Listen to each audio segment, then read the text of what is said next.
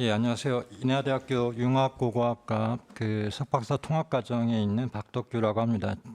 제 논문의 주제는 임나일본부와 백제 외의 관계에 대한 소고인데요. 먼저 목차를 보면은 서론이 있고 또 기존에 논의되었던 그런 문제들의 논의들에 대해서 이렇게 정리를 하고 임나일본부설의 문제점 그리고 제 나름대로 이렇게 분석한 그런 내용들을 말씀을 드리겠습니다. 임나일본부에 대한 해석은 뭐 잘 아시는 것처럼 기존에는 신공 49년 그러니까 369년입니다. 이때 신공왕후가 이제 장군들을 보내서 가라치국을 평정하고 200년 동안을 한반도 남부를 지배했다는 거고요. 이 어떤 내용들은 현재는 좀 바뀌었습니다. 이걸 해석하는 시각이 6세기 중반에 야마토 외 또는 백제가 이제 아라가야 쪽으로 임시로 설치한 교육기관이다, 뭐 외교 사신이다, 외인 집단이다 하는 식으로 이렇게 해석이 바뀌어 왔습니다. 그래서 가야사 연구의 문제점은 뭐냐면 지금 이제 대부분은 임나일본부설은 폐기가 됐지 않냐라고 보고 있는데 사실은 폐기가 된 것이 아니고요. 역사의 설 자리를 가야사 대신 이제 임나사가 들어갔다. 그래서 이 임나사라는 것은 일본서기에 나오는 그런 내용들인데 그래서 우리 사국에서의 가해사가 아니라 일본서기에 있는 고대 일본에서 임나사로 우리 가해사를 보기 때문에 이 문제점이 굉장히 심각하다라고 하는 것이고요. 그리고 대전제는 가야는 임나라고 하는 그런 전제입니다. 자, 이 임나 일본부설의 전개 과정입니다. 일단 개화기까지 우리나라에서 있었던 그런 논의인데요. 먼저 1823년에 한진서가 해동 역사에서 이런 말을 했습니다. 고령의 임나가 대가야다. 뒤에 미만화로 계층되어 일본에 복속됐다. 그러니까 임나 일본부설을 가장 먼저 이제 인정을 한 거죠. 그다음에 이제 1905년에 김태영이 이 일본 서기를 보고한 내용입니다. 깜깜한 밤중에 갑자기 이웃집에 불난 듯해서 역사의 내용이 밝아졌다. 그다음에 1906년에 현체가 모두 확실한 증거를 갖고 있다. 읽는 사람이 환하게 알 수 있다. 뭐 이런 식으로 이제 사실은 개화기 과정에서 일본의 어떤 일본 서기를 보고 근대사학에 대해서 굉장히 감탄을 하는 그런 일이 있었습니다. 그러니까 임나일본부설의 어떤 토대를 마련한 게 오히려 이제 한국 학자들이라는 그런 문제가 있고요. 그 다음에 일본의 연구입니다. 물론 이제 대일본사라고 해서 1720년에 대일본사의 임나전이 먼저 이렇게 나오게 됩니다. 그 다음에 이제 잘 아시는 것처럼 1882년 19세기 말에 일본군 참모본부에서 편찬가에서 강개토대왕 비문을 해석한 내용들을 이제 논문을 내게 됩니다. 이때부터 이제 본격적인 임나일본부설이 이제 전개가 되는데요. 그 다음에 이제 광개토대왕 비문을 집중적으로 이렇게 연구하는 논문들이 나오게 되고 이 동경제대에서 국산이라는 책을 이렇게 교수들이 펴내게 되는데 거기에 보면 이제 임나일본부설이 이제 완성이 되죠. 그래서 4세기 이후에 임나일본부를 세워서 가야 지방을 통치했다라고 하는 내용이 발표가 됩니다.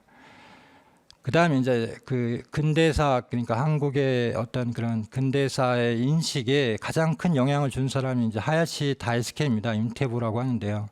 이 조선사에서도 마찬가지 임나일본부설을 이제 인용을 합니다. 그 다음에 1893년에 나카미치오가 이 기념연장론이라고 이제 아실 겁니다. 그래서 일본 서기에 있는 연대가 맞지가 않기 때문에 이주가 120년을 이렇게 뒤로 물러야 된다라고 이렇게 주장하는 그런 것이 이제 나오기 시작하고 또 이 신공왕후의 신라정벌 기사가 삼국사기 신라분기의 외병 진입 기록과 정합된다라고 이렇게 파악을 했습니다. 그런데 신라분기 기록을 보면은 뭐 지금 보여드리는 것처럼 외병이 진입을 했는데 용맹한 군사 1000명을 보내서 매복을 시켜서 이들을 다 대패시켰다.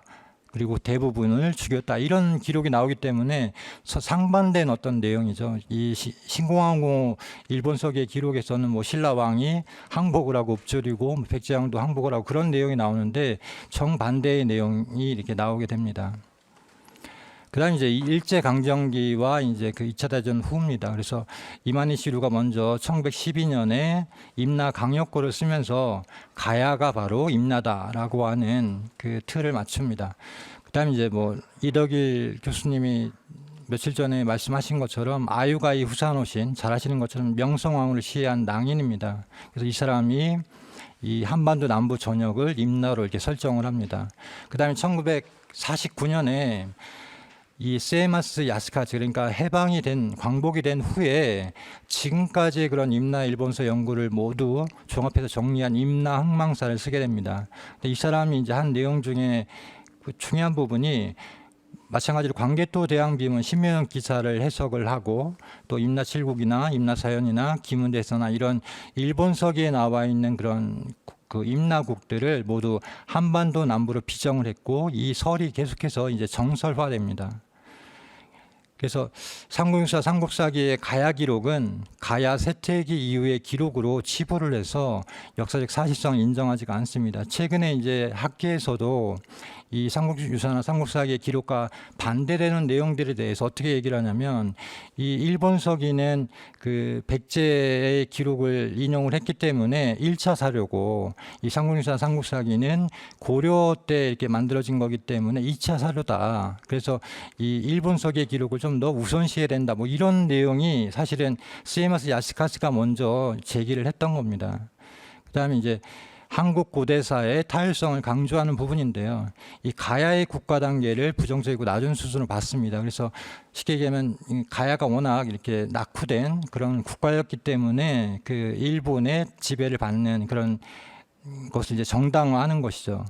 그다음에 근데 이것도 좀 모순이 되는 게 뭐냐면, 그 만약에 임나 일본부가 있어가지고 선진화된 외의 그런 지배를 받았다면 오히려 가야가 이제 성장을 해야 되죠. 그들의 논리대로라면. 근데 그 반대로 이렇게 보고 있고요. 그 다음에 한반도는, 이 북쪽은 낙랑군의 통치 속에서 정치문화적으로 낮은 단계였다라고 이렇게 주장을 합니다. 근데 또 반대되는 모순은 뭐냐면, 이 지금도 이제 학계에서 가르치는 게 낙랑군을 통해서 중국의 선진 문물을 받아들일 수 있었다. 뭐 신라 같은 경우는 중국과 멀어서 이 선진화가 늦었다. 뭐 이런 식으로 얘기를 하는데, 이것도 이제 서로 상반된 모순된 이야기입니다. 근데 결론은 뭐냐면, 임나 일본부는 야마토 웨이 미야케 관가라고 합니다. 천황 직속의 그런 통치 기관이었고 출선 기관이었다라고 이렇게 주장을 하게 됩니다.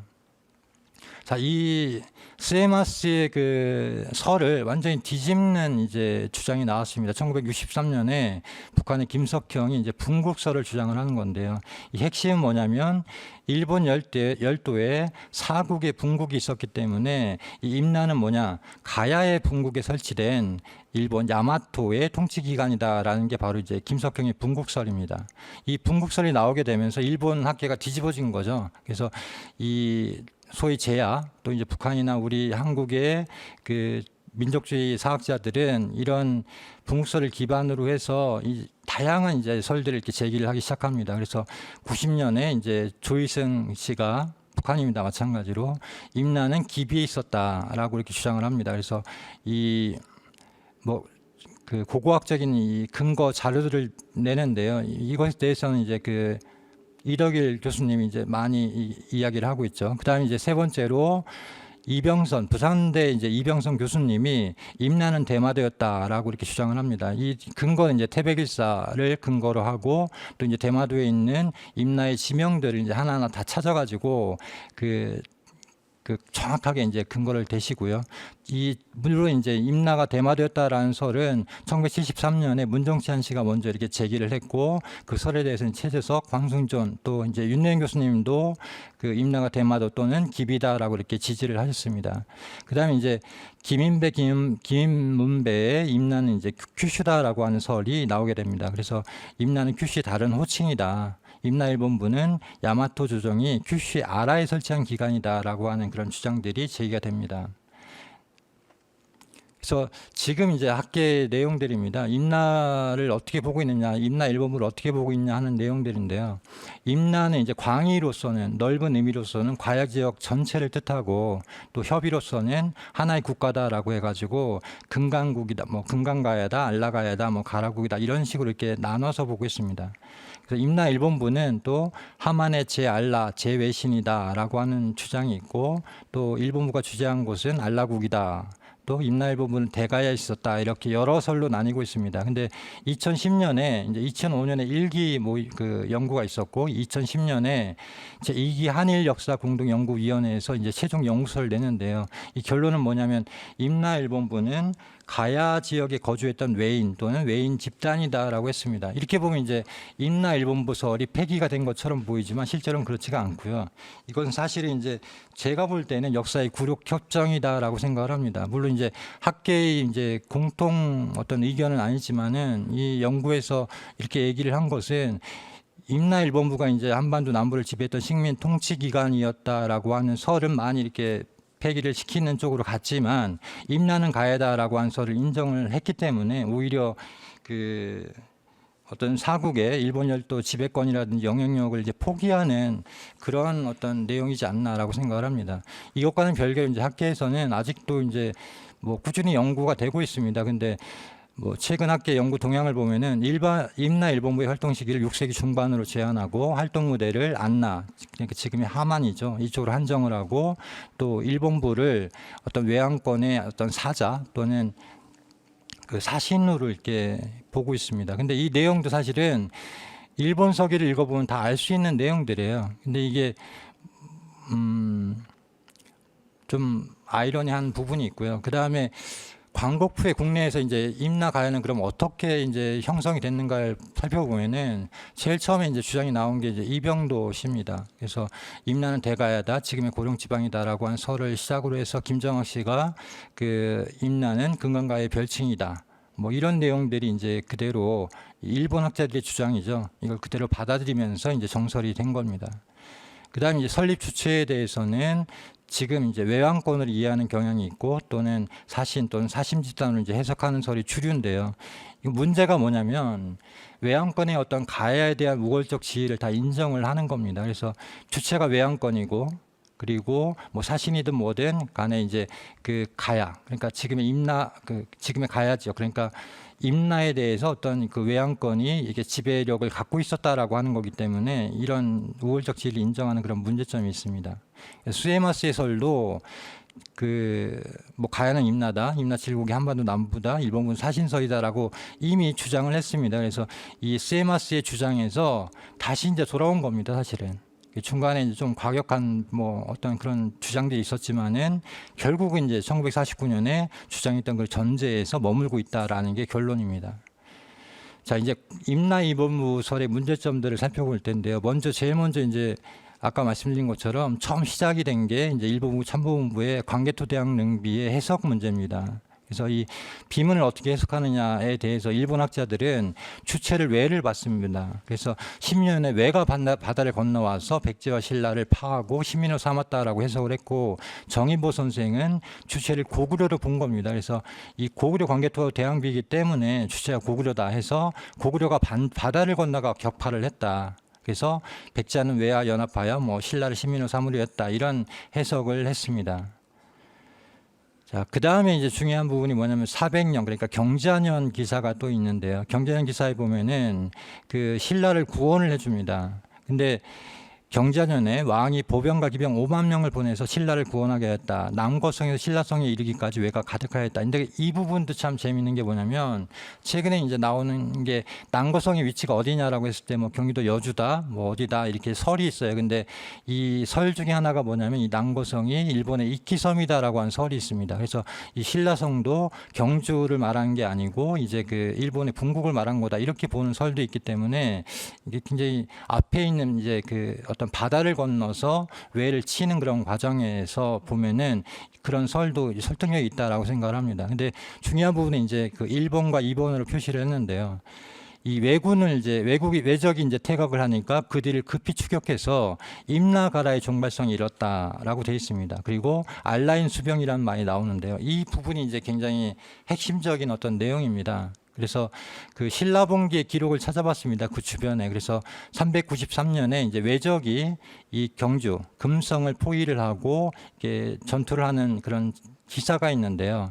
보시면은 왕이 말을 합니다. 지금 적들은 배를 버리고 깊숙이 들어왔다. 그래서 기병 200을 먼저 보내서 돌아가는 길을 막고 보병 1000명을 보내서 독산까지 추격해서 합동으로 공격을 했다라고 나옵니다. 그래서 외적이 들어왔다가 퇴각을 할 때 독산까지 추격을 했고 먼저 기병을 보냈기 때문에 이제 미리 막을 수가 있었던 거죠. 그래서 합동으로 공격을 해서 이제 완전히 이제 승리를 거뒀다라고 하는 내용입니다.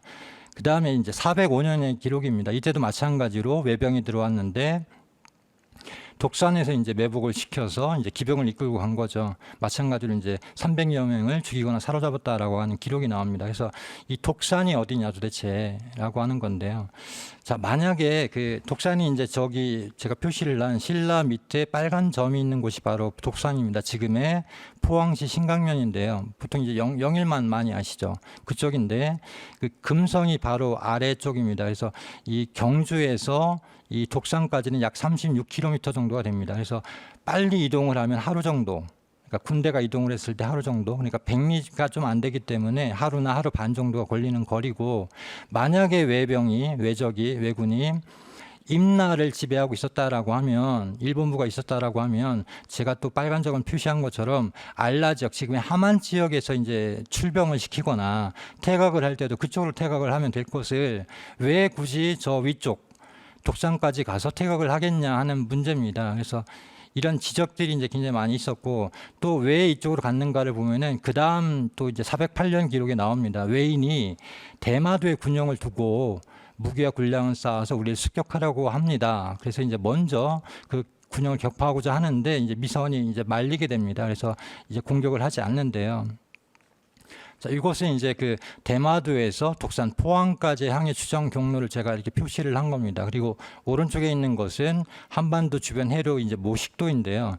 대마 난류라고 해서 대마도에서부터 포항 있는 지점까지 난류가 흐르고 있기 때문에 이 해류를 타면은 빠르면 반나절 정도 만에 이제 포항까지 이제 바로 갈 수 있는 그런 해류가 있었기 때문에 이 대마도에 군영을 두고 이 독산까지 이제 이동을 해서 여기서 이제 육로로 해서 경주 금성으로 이제 침투를 했던 게 아닌가라고 이렇게 보게 됩니다. 그래서 자신들이 신라의 군사들이 쫓아오고 있는 상황에서 매번 이렇게 독산까지 후퇴할 수밖에 없었던 이유는 여기에 이제 배를 대놓고 육상으로 상륙을 했기 때문에 자신들이 이제 퇴각로가 이쪽이기 때문에 어쩔 수 없이 간 거죠. 그래서 이런 문제점이 있다라는 겁니다.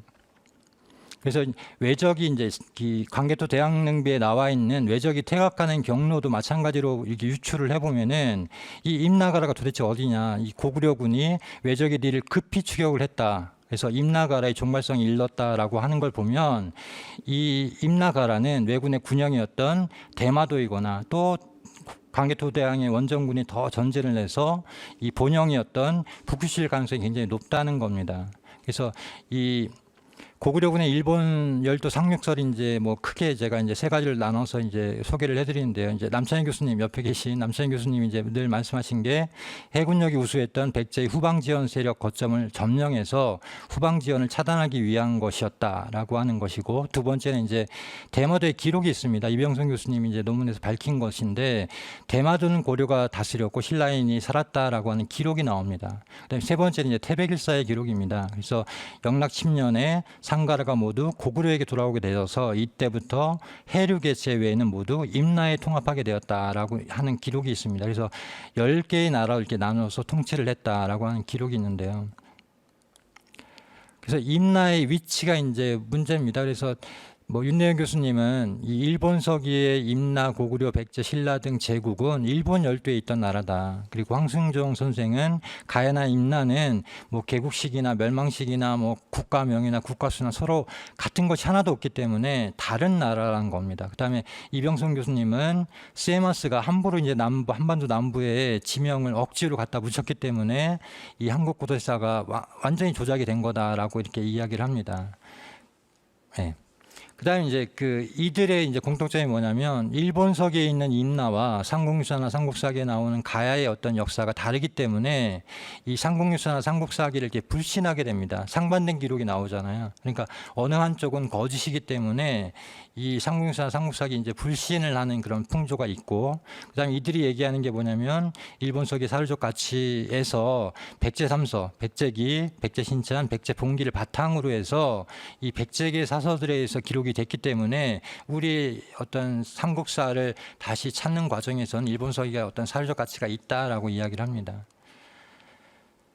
자, 임나 일본부의 용어에 대해서 이제 재해석을 한번 해봤습니다. 그래서 일본에 대해서 제가 이렇게 새롭게 보게 된 것은 뭐냐면, 이 일본은 키타쿠슈 지역에 있었던 북구주죠, 지금의 이 백제 분국을 가리킨 게 아닌가라고 이렇게 보게 됐습니다. 왜 그러냐면 이 일본에 대한 기록이 이제 예군 묘지명에 이제 발견이 됐는데요. 여기서 이제 일본은 백제 스스로를 이제 가리키는 말이었습니다. 근데 이게 나중에 이제 720년, 그러니까 한 백제가 망하고 이제 국가 체제가 갖춰지고 난 다음에 이제 일본 서기를 편찬을 할 때 이 일본이라는 말을 쓰게 된 이유가 백제에서 이제 자신들을 부르던 호칭이었기 때문에 이 일본이라는 말을 썼고, 그래서 이 일본이 백제 본국이 아닌가라고 이렇게 나중에 이제 편찬 과정에서 이렇게 넣은 게 아닌가라고 이렇게 일단 가정을 했고, 두 번째는 일본 서기에서 한반도 관계 기사의 주체가 백제가 되는 것들이 많이 나옵니다. 그래서 임나일본부는 일본 열도에 있던 백제 본국에서 임나에 세운 기간 또는 사신이다. 그래서 제임나 백제계 외신으로 이렇게 봐야 되는 게 아니냐라고 이렇게 생각을 합니다. 그래서 이런 설을 제가 이렇게 주장을 하게 된 근거들을 이렇게 한번 보겠습니다. 그래서 첫 번째는 왜가 이 삼국사기의 기록을 보면은 건국 초기부터 남을 이사군까지 380년 동안 13차례로 이제 침략을 합니다. 신라를. 그런데 백제는 단 한 번도 침략을 하지가 않습니다. 오히려 이제 404년에는 고구려까지 이제 공격을 하게 되는데요. 그래서 이때 왜가 어떻게 이렇게 신라 고구려만 공격을 했느냐 하는 문제가 첫 번째고요. 두 번째는 해양강국 백제 이제 분국을 통한 신라 고구려 후방 공략의 어떤 그런 것들이 있지 않나. 광개토대왕비를 이제 새롭게 해석하는 부분에서도 이런 내용이 나옵니다. 백제와 왜가 계속 통해서 그 신라 또는 고구려를 이제 계속 위협하는 그런 내용이 나오기 때문에. 근데 이 왜는 당시에 이제 철제 무기도 없었고, 쉽게 얘기하면 이 어떤 고구려 백제 신라에 비해서 군사력이 굉장히 약한 상황이었는데 어떻게 이렇게 공격을 했을까라고 하는 의문에서 이렇게 보면은 이때 외의 어떤 항해술이나 어떤 철제무기나 이런 상륙전선이나 전투 능력은 북큐슈에 있는 백제 분국 또는 백제계 외인의 어떤 군사 지원 없이는 불가능했다라고 하는 이제 문제를 이제 제기를 하고요. 또 하나 세 번째는 외의 실체에 대한 논의입니다. 그래서 이 대마도를 병창 기지로 삼고 이제 신라를 공격하고 고구려를 공격했던 그런 외에 대해서 기존의 학계에서는 이제 해적으로 보고 있습니다. 근데 그 해적의 실체가 북구주의 외인이다라고 이렇게 보고 있는데, 또 이제 큐슈의 이제 정치 대륙에 대해서도 한국 학자들은 분국설을 이제 인정을 안 하기 때문에 구주 지역에 있던 그런 정치 세력은 어떤 외 삼국사기 신라본기에 나타난 외일 것으로 이렇게 보고 있습니다. 그다음에 다섯 번째로 끝으로는 이제 임날 일본부의 활동 시기입니다. 그래서 임나 일본부가 실제로 일본석에 등장하는 것은 541년입니다. 훈명 2년인데요. 그리고 554년까지 15년 동안만 나옵니다. 근데 이때 외에서는 백제기가 굉장히 우세한 때였습니다. 그래서 실제로 임나 재건의 어떤 주체 세력도 백제 성왕이었고, 훈명기에 보면 이런 내용들이 나옵니다. 임나라는 나라는 백제와 예로부터 자제가 되기를 약속했다. 임나를 재건하는 것은 성왕이죠. 대왕의 뜻에 달려 있습니다. 임나는 그대 나라의 동량이다라고 이렇게 말을 하기 때문에 이 임나의 어떤 주체 세력 아니면은 임나를 어떤 지배하는 그런 세력이 일본이 아니고 백제로 보고 있는 그런 내용들이 굉장히 많이 나옵니다. 그래서 또 하나의 근거는 백제에서 이 금강모야신이라는 사람에게 임나 일본부라고 이렇게 지칭을 합니다. 그래서 임나에 있는 금강모야신 목격자가 그리고 이 금강모야신의 실체에 대해서 조금 사실은 연구를 더 많이 해봐야 되는데요. 이 금강모야신이 계속해서 임나에 파견이 됩니다. 그래서 이 모야신이 처음 임나에 도착했을 때 그곳에 있던 일본인들이 이제 노래한 그런 어떤 향가가 이제 전해집니다. 그래서 저 멀리 일기, 이키섬이죠. 이키섬으로부터 모야신이 건너왔다라고 하면은 제가 지도를 보여놨는데요. 이키섬에서 건너온 곳이 어디겠습니까? 바로 위에는 대마도가 있거든요. 그래서 이 대마도로 건너온, 그러니까 임나에 있던 일본인들이라는 것은 말 그대로 대마도에 있던 사람들이 이제 그런 노래를 한 게 아닌가라고 이렇게 볼 수밖에 없고요. 그 다음에 이제 일본 서기는 끊임없이 이제 임나가 대마도가 아니라는 것처럼 이제 자꾸 이렇게 표시를 해놨기 때문에 이제 대마가 나오긴 나오는데 모해신이 죽은 곳이 또 대마도입니다. 그래서 한 번도 임나가 없었다면은 그쪽에 있었던 거고, 끝으로 이제 안나인 수병에 대해서 이제 기존의 해석은 뭐냐면 이 뭐 안을 이제 편안한 안자를 동사로 또는 명사로 해석을 해서 신라인을 배치해서, 그러니까 고구려 광개토대왕 원정군이 와서 왜구를 다 이제 패퇴시키고 그것을 이제 지키게 하는데 누구한테 시켰냐면 안라인한테 시켰다 또는 신라인한테 시켰다라고 하는 해석들이 있습니다. 그런데 이 당연히 이제 그 친고구려 또는 친신라 세력인데요. 근데 이 삼국사기나 삼국유사에는 나오지 않았는데 갑자기 이 광개토대왕비에 나온 것을 보면은 대마도나 북구주에 있던 고구려 또는 신라의 분국으로 볼 수밖에 없다라는 겁니다. 그래서 실제로 이제 일본 서기에는 알라는 신라와 공모하거나 또는 고구려와 통하면서도 백제와는 거리를 두고 있는 그런 기록들이 나옵니다.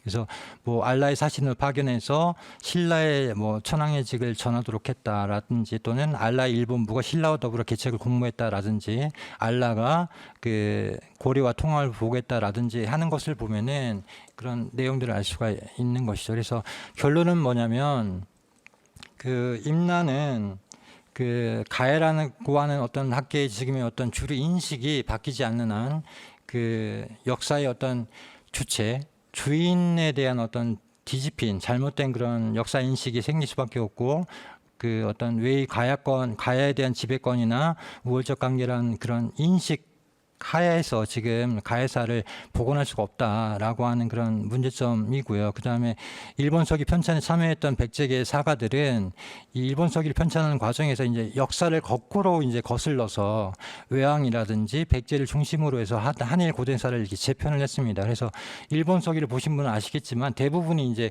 전설이나 신화적인 내용들이 많은데 한일 관계사 부분이 가장 자세하고 실제적입니다. 근데 그 내용들은 대부분이 백제 삼서를 바탕으로 썼기 때문에 백제계 사가들이 쓴 것이고요. 그다음에 그 일본 서기 신공조 같은 경우도 이 고구려 백제 신라가 나누어 다스리던 대마도를 임나로 바꾸고 정벌의 주체도 백제에서 이제 신공왕으로 바꾸어서 어떤 외의 어떤 그 조정의 위상을 높이고, 또 그 한편으로는 임나 재건을 이제 백제 성왕이 주관하는 것으로 기록을 해서 임나 일본부의 진실을 알 수 있는 단서를 놓지 않았나라고 하는 생각이 듭니다. 그래서 일본 서기를 어떤 그 한일 고대사 관계사이기도 하지만 사실은 실제로는 어떤 고대 일본의 역사로 바라볼 때 그 임나 일본부는 말 그대로 일본의 역사고, 또 임나도 마찬가지로 일본에 있던 그런 그 역사로 바라볼 때 이 모든 것들이 자리를 잡지 않나라고 생각을 합니다. 예.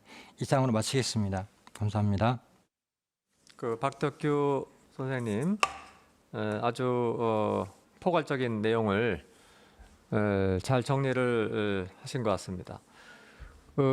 지금 이 학술회의를 보고 계시는 전국의 시청자 여러분들도 한 가지 주제에 말씀드릴 것이, 이 주제는 단순히 고대사, 한일관계사, 동북아 국제관계사의 문제로 끝나지 않고 바로 현재 한일관계에도 깊숙하게 영향을 미치고 있는 민감한 주제입니다. 나아가서 그 이덕일 박사님께서 이제 특강에서도 말씀하셨는데,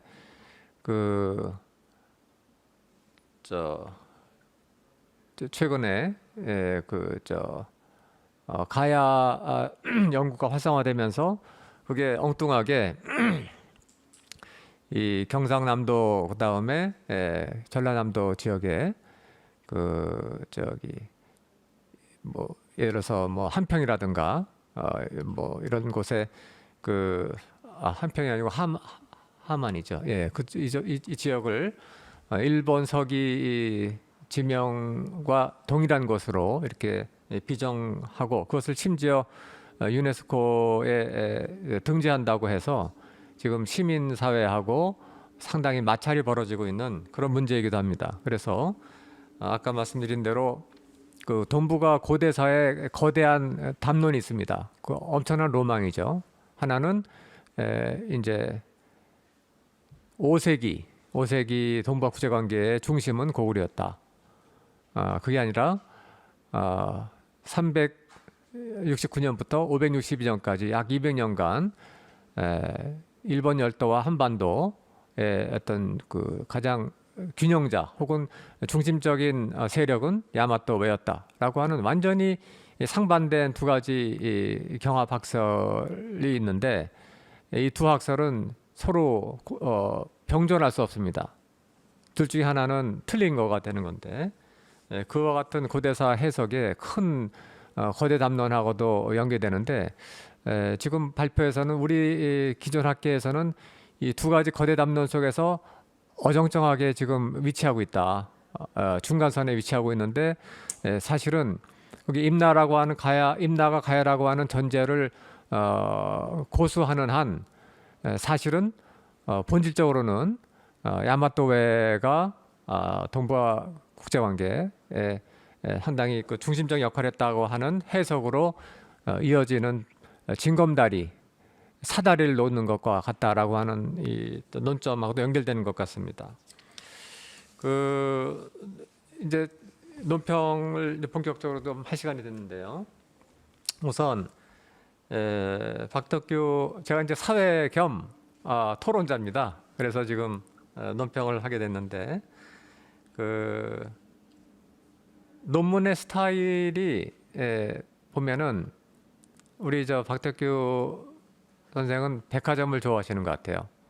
다른 논문, 훈민정 관련된 논문도 그랬는데 이 테마에 관련된 모든 걸 끌고 들어와 가지고 여기서 나름대로 조직해서 거기서 이제 본인의 어떤 판단, 견해를 이렇게 적시를 하는데, 그거는 사실은 논문 스타일이기보다는 저서에 가까운 겁니다.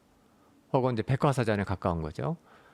그래서 지금 이 많은 주제를 다 이렇게 나열해서 다루고 있는데, 좀 더 학술적인 논문의 성격에 맞추려고 한다면 이 여러 테마 중에 하나를 초점을 맞춰가지고 그 초점을 향해서 다른 테마들이 백그라운드, 그렇죠? 백그라운드로 이렇게 존재할 수 있도록 해주면 더 좋겠다는 생각이 듭니다. 그래서 여러 병렬적인 테마들이 물론 다 상호 연관이 되어 있는데, 이게 그 한꺼번에 다뤄버리면은 독자가 어느 거에 관전 포인트를 맞추기 좀 어려운 애로점이 생길 수가 있습니다. 물론 지금 박덕규 선생은 나름대로 자기 본인의 메인 아이디어, 논점을 그 와중에도 정리를 잘 하긴 했습니다.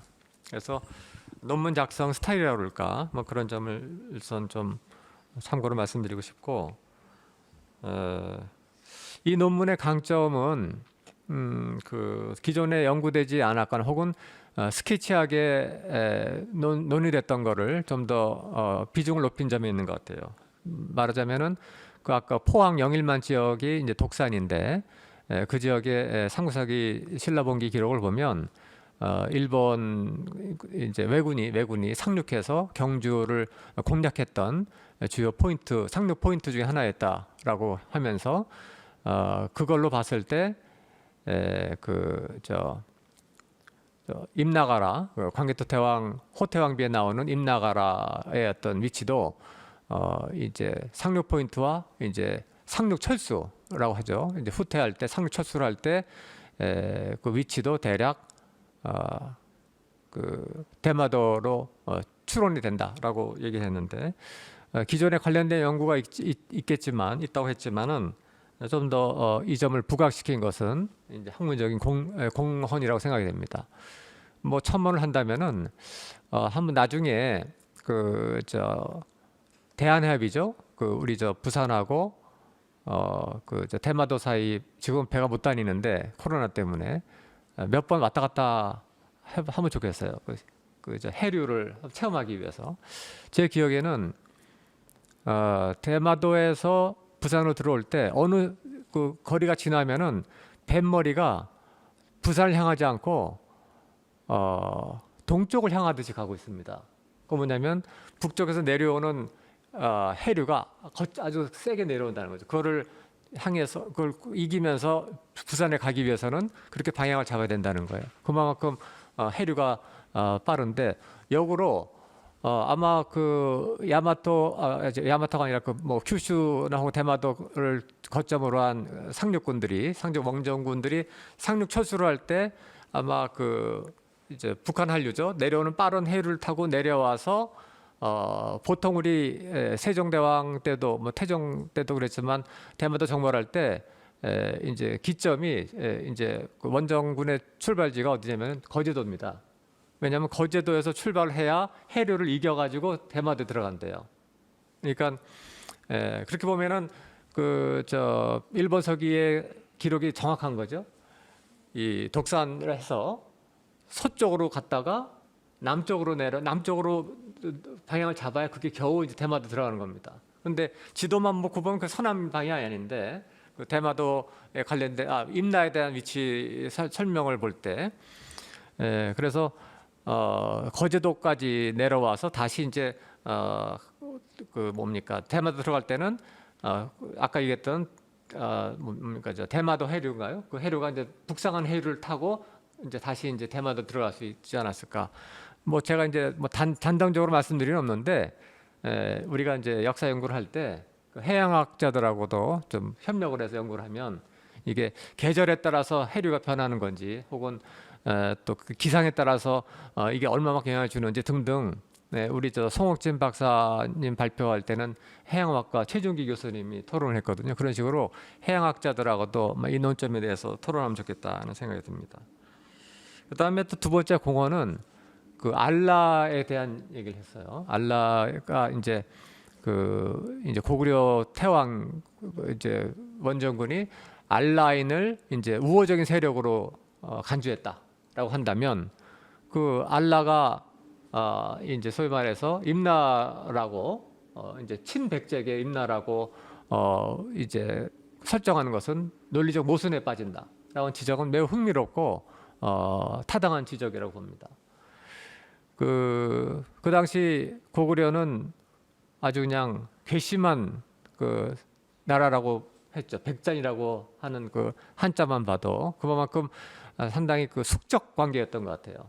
그 고구려와 백제 간의 어떤 원한이랄까 어떤 감정이 극단적으로 악화되어 있던 상태였는데 그런 상태에서 과연 친백제계라고 임나라고 한다면 뭐 야마토라고 하지만 아무튼 야마토와 백제는 동맹국이었으니까 그렇다면은 적대 세력인데 고구려 입장에서 그 알라가 그렇게 거꾸로 우호적인 세력으로 됐다고는 기록이 있다고 하는 것은 그것은 이제 알라가 우리 그 가야의 일부라고 보기는 어렵다라고 하는 논리는 상당히 흥미롭고 유의미한 논리다라고 생각이 됩니다. 거기에 붙여가지고 제가 이게 맞는지 모르겠는데 호태양비 맨 뒤에 보면은 그 저 수묘인들 기록에 나오지 않습니까? 그 제가 좀 봐야 되는데 거기도 알라 기록이 있었던 것 같은데 한번 확인해 보세요. 그렇다면 그 호태양비의 묘를 지키는 사람도 이제 알라가 혹시 있다면 근데 정확히 기억이 안 나는데 더 그 논점을 좀 더 보강할 수 있는 얘기가 되지 않을까 생각합니다. 그 결국 이제 임나가 가야였느냐 아니면 임나는 대마도였는데 임나의 영향권 하에 있었던 친가야계 세력 혹은 가야계 세력이 큐슈 북쪽에 혹은 큐슈 전체에 있었는가 이게 완전히 다른 입장인데 지금 뭐 박대규 선생의 얘기는 일본 참모본부에서 만든 학설과 국내에 그와 유사한 학설하는 그 두 부류가 있고 그것과 경합학설 완전히 반대되는 입장이 북한과 남한의 학자들이 공통된 입장인데 그것이 임나는 가야가 아니고 대마도를 칭했거나 혹은 이제 그 뭡니까 규슈 지역에 있는 그 대마도의 임나의 영향권 하에 있었던 가야계 세력과 연관된 것으로 봐야 된다. 특히 이제 369년에 가라 칠국 정벌 기사에 나오는 여러 나라들은 그런 이제 가야 지역이 아니라 이 규슈 지역이다. 뭐 탁송이라든가 뭐 남가라 뭐 등등 나오지 않습니까? 그 완전히 대립되는 첨예하게 대립되는 두 가지 어떤 그 논점에 대해서 도움을 주자면 그 제가 2006년에 규슈 대학교에 교환 교수로 가 있을 때 저도 제가 이제 역사 뭐 이렇게 관심이 많으니까 이제 유적지를 많이 다녔는데 하루는 후쿠오카시 박물관인지 아니면은 저 이도국 박물관이었는지 둘 중에 하나를 갔는데 마침 그 세미나를 하고 있더라고요. 그 규슈 지역 고고학자들 역사학자들이 모여가지고. 근데 제가 외국인이라는 티를 내지 않고 들어갔기 때문에 아마 일본 사람들만 있는 줄 알고 얘기를 했던 것 같아요. 근데 그 패널에 앉아 있는 일본 그 고고학자들이 아주 뭐랄까 어떻게 얘기하면은 여기를 발굴하면 또 저기를 발굴하면 여기선 신라의 토기가 나오고 저기선 고구려의 토기가 나오고 여기는 백제의 토기가 나오고 규슈 전 지역에서 이렇게 발굴을 해보면 결국은 이 일본 서기는 거짓말한 게 아니냐라고 자조적인 그런 농담 비슷하게 토론하는 걸 제가 들었습니다. 녹음을 했어야 되는데 녹음을 못했고 아무튼 인상적이기 때문에 기억이 나는데 그 얘기는 뭐냐면 우리 국내 역사학계에서 어떻게 보는지 모르겠지만 아무튼 규슈 지역은 어떻게 말하면 이 대륙 세력들이 처음 이주해가지고 각축을 벌였던 첫 번째 무대였던 것 같아요. 그게 또 확장되면 야마토 근기 지방까지 확장되고, 근데 바다 건너서 바로 이제 규슈가 거기기 때문에 여기저기 신라성도 있고 백제성도 있고 고구려성이 막 뒤섞여 있던 것이 아닌가. 처음에 가야기가 먼저 들어가 있었고, 그렇지 않고서야 일본 고고학자들, 역사학자들이 서로 막 쓴웃음을 지으면서 땅만 파면 왜 고구려 토기, 신라 토기, 백제 토기가 나온지 모르겠다고 얘기하는 그것을 우리가 설명할 수 없다라고 봅니다. 거기엔 또 이제 가야 토기도 많이 나오고요. 특히 지금 저 규슈 대학교 이토 캠퍼스는 저쪽 후쿠오카시에서 왼쪽으로 많이 들어가서 이전을 했는데 그게 이제 이도국의 땅입니다. 근데 그 이도국의 땅이 캠퍼스 세워놨는데 그 바로 앞에 있는 산이 이름이 가야산이에요. 가야산. 뭐 그런 게 한두 개가 아닙니다. 그런 걸 봤을 때 지금 그 박덕규 선생이 연구하는 이제 이 테마는 규슈 지역에 이제 그 하드 데이터만 고고학적인 데이터만 뭐 충분히 이제 모아도 여기는 그런 내용이 없더라고요. 여기는 그런 거 없는데 주로 이제 일본 서기를 충실하게 또 기존 연구를 충실하게 표도 잘 만들고 상당히 잘 했는데 그런 것도 아마 도움이 되지 않을까 생각을 합니다. 그리고 자, 네 번째는 이건 좀 큰 얘기입니다. 네 번째에 대해서는 제가 이제 국제정치 학자이기 때문에 그 또 사실은 이 누구는 그래요. 이 한일관계 2000년 이 책이 무슨 왜 갑자기 정치학자가 국제정치학자가 고대사를 들먹이냐고 그랬는데 저는 이 한일관계 최근에 한일관계가 상당히 위험하고 이게 파국으로 가는 코스로 있는데 이거를 통제하지 못하면 어마어마한 검은 아주 시커먼 세계 전쟁의 먹구름이 지금 오고 있다라고 걱정을 많이 하고 있습니다. 이 제가 걱정하는 내용에 대해서 역사학자분들은 관심이 없거나 잘 모르시는 것 같아요. 그런데 우리 동료 국제정치학자들은 이 책을 읽어보고 상당히 공감을 했기 때문에 뭐 7월달에 국제정치학회가 주최하는 북 리뷰라고 그러죠. 이 책을 토론하는 이제 자리도 마련했는데 특별학술회가 있는데 자 그게 무슨 말씀인지 좀 말씀드려보고 두 분의 의견을 좀 물어보겠습니다. 자 이게 바로 본격적인 융합의 어떤 세션이 되는 겁니다. 역사와 국제관계가 만나는 거예요. 이 얘기는 우리 저 동료 연구자인 복희대 교수가 본인이 연구해 보니까 역사는 안 보더라 이런 얘기를 많이 합니다. 그런데 우리 사학계에서는 제발 좀 정치하고 역사 뭐 안보하고 좀 결부시키지 말라고 얘기를 하는데 그게 가능하지 않다는 생각을 합니다. 자, 무슨 얘기인지 좀 궁금해하실 텐데 말씀드려 볼게요. 한일 관계가 지금 최악의 상태로 가고 있습니다. 지금 양국 정상들이 서로 막 얼굴도 마주치지 않으려고 그러고 있어요.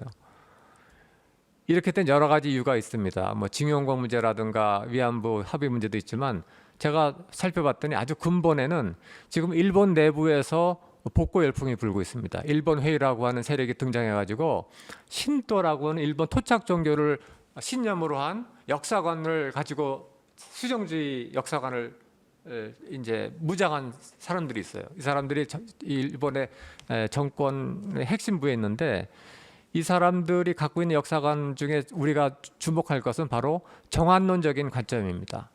가불관계. 일본은 위고 한국은 아래다는 거죠. 우월주의 역사관이죠. 그런데 정한론적인 관점, 우월주의적인 대한반도 역사관을 얘기할 때 그 정체성, 그 한국에 대한 정체성과 소위 말해서 369년부터 560년 사이에 임나일본부라고 하는 그 스토리텔링은 분리될 수 없습니다. 분리되기는커녕 아주 밀접하게 꼬여서 떨어질 수가 없는 겁니다.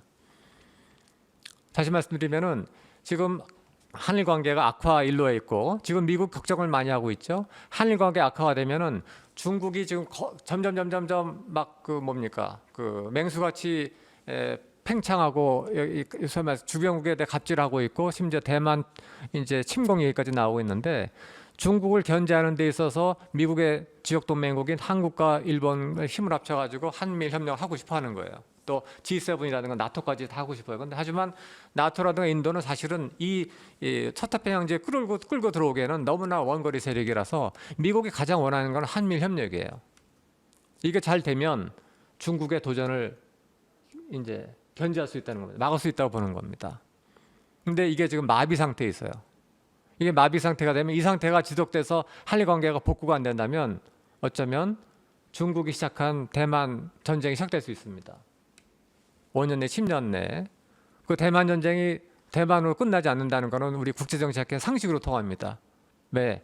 중국 입장에서는 대만의 전쟁이 났을 때 여기에서 들어온 미군 세력을 분산시키기 위해서 한반도에서 불질을 지를 수밖에 없는 겁니다. 자기 살기 위해서. 그렇다면 대만 불똥이 한반도로 건너와서 불이 나는 겁니다. 중국이 이렇게 위험한 어떤 수정주의적인 역사 공정도 있지만 이런 행동을 견제하는 가장 효과적인 대응책은 한미일 협력인데 그중에서 요체는 지금 마비되어 있는 한일 관계. 근데 이것이 마비되어 있는 이유가 일본 회의 같은 수정주의 세력들이 끊임없이 한국에 대해서 한국 때리기를 하고 있어요. 지금 협력을 해야 되는데 수출 규제 하고 있고 그렇잖아요. 그런데 문제는 일본이 그와 같이 하는 데 있어서 땔감을 누가 제공하고 있냐에 대해서 이덕일 교수님이 얘기하는데 저는 그 지적이 맞다고 봅니다. 뭐냐? 우리 국내 학계가 일본 회의 세력을 끊임없이 부추기고 있다는 겁니다. 무엇으로? 임나는 가해라고 하는 사다리와 징검다리를 놔줌으로써 일본 내부에서 스스로 정리했는데 한국 내에서 자꾸 그 얘기를 해주니까 사다리를 놓아주니까 다시 그런 대한반도 우월주의 의식이 살아나는 겁니다. 부활하는 겁니다. 그래서 임나는 가해라고 하는 이 사다리, 징검다리 이것을 완전히 화종, 일본말로 히다네라고 그래요. 일본 사람들은 이거를 완전히 정리하지 않으면은 지금 점점 불어나고 있는 대한반도 우월주의 일본 회의 같은 강경 우익 세력들이 헌법 개정을 추진하고 있습니다. 개헌을 하려고 그래요. 그러면 이것이 더 복잡하게 한일 관계를 마비시키고 결국은 이 자유주의 어떤 민주 국가들의 연합으로 중국을 이제 그 현상 타파 세력이 아니라 현상 유지세로 안전하게 묶어둠으로써 한중일이 협력할 수 있는 퇴로를 열어줄 수 있는 것을 막아버리고 그럼으로써 전쟁의 구름을 끌어오는 아주 위험한 그와 같은 이제 그 정체성을 확대 재생산하고 있다라고 하는 논점이 있는데 역사학자분들은 아마 처음 들어보는 얘기일 거예요. 아니요, 어떻게 그런 얘기까지 하느냐 그러는데 우리 국제정치학계에서는 이 책을 놓고 토론해 보니까 상당한 근거가 있다라고 얘기를 하는 겁니다. 그래서 임나는 가해가 아니고 임나는 대마도이거나 혹은 이 임나에 부속된 세력들이 예를 들어서 가라 7국이 규슈에 있었다라고 하는 논점, 경합가설 이것은 남북한이 공통으로 갖고 있는 학설이에요. 이것이 교과서에 병기되거나 하고 학술 무대에서 공존될 때는 일본의 우익 세력이 그렇게 갑자기 힘을 쓰지 못할 것이다 라고 생각합니다. 그런데 그 땔감 우리가 제공하고 있는 아이러니가 있다는 거예요. 이 문제만 다시 말하면 이 특정 학설만 이렇게 지배 담론이 되는 것. 문제는 지금 작년에 국회에서 난리가 났잖아요. 국립중앙박물관 특정 학설만 옹호하고 경화 박사를 무시해가지고 소위 말해서 이제 누굽니까 이덕일 박사님의 평가에 의하면은 국가 예산으로 임나일보 무소를 부활시키고 있다라고 이제 뭐 하셨는데 그와 같은 현상이 벌어지는 것을 우리가 우리 손으로 정리할 수 있는데 이것을 못한다면 이것이 거대한 전쟁의 먹구름을 불러오고 있다라고 하는 이 지적에 대해서 역사학자들도 한번 심각하게 생각해 보길 바란다는 겁니다. 저는 국제관계하고 사실은 평화를 어떻게 유지하는가를 끊임없이 연구하는 사람들이에요. 사실은 뭐 고대 관계가 왜 고대 관계까지 내가 관심을 갖게 됐냐면은 오늘 6월 25일이잖아요. 한국 전쟁 발발한 지 지금 수십 년 지났지만 제가 냉정하게 평가해봤을 때 동북아의 위험한 어떤 그 전운이 여러 가지 요소가 있는데 여러 요소 중에 하나가 지금 한일관계 마비인데 한일관계 마비를 더 부채질하는 것이 왜곡된 역사 수정주의 사관이다라는 겁니다. 일본 신도라고 하는 토착 종교의 어떤 일본은 늘 만세일계 우월적인 지위에 있었다라고 하는 어떤 굴절된 그 진정한 사이비 역사관이죠.